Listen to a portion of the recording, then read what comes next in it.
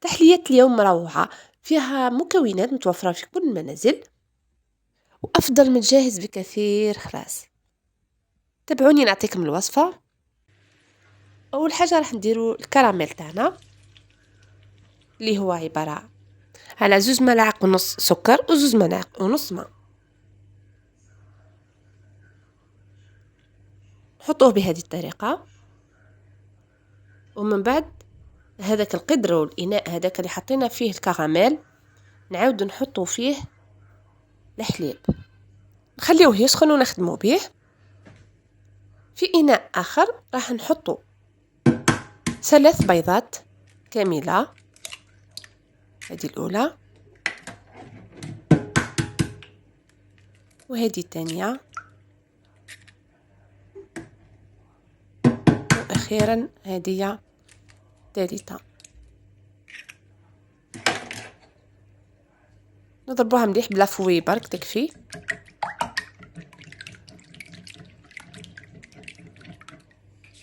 ونضيفوا لها السكر. سكر هنا حوالي 5 ملاعق كبار، وإلا 120 غرام، اللي عندها الميزان توزن 120 غرام مع 3 بيضات هذم. هكا نحركوهم مليح هكا باش يذوب شويه السكر هذاك في البيض.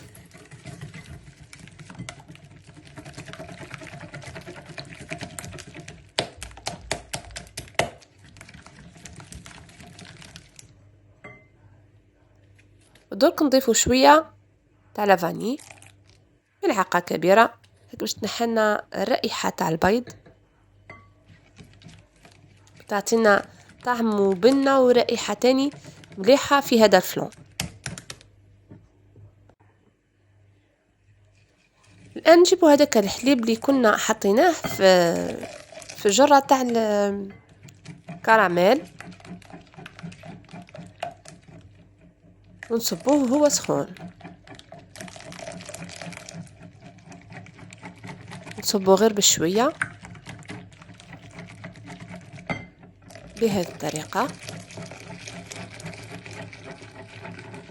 هكذا.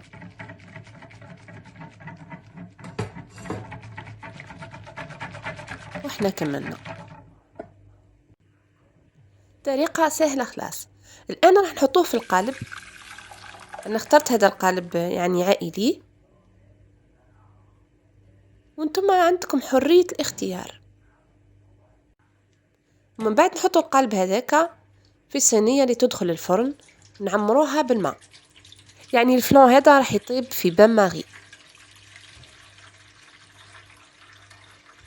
بهذه الطريقة.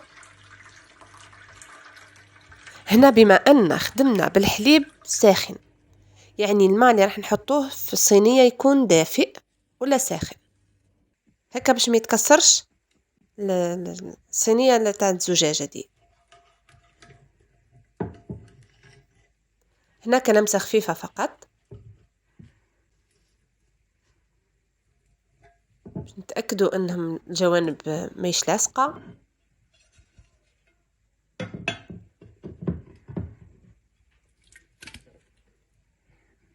ودركا راح نقلبوا القالب تاعنا وتشوفوا النتيجة كيفاه.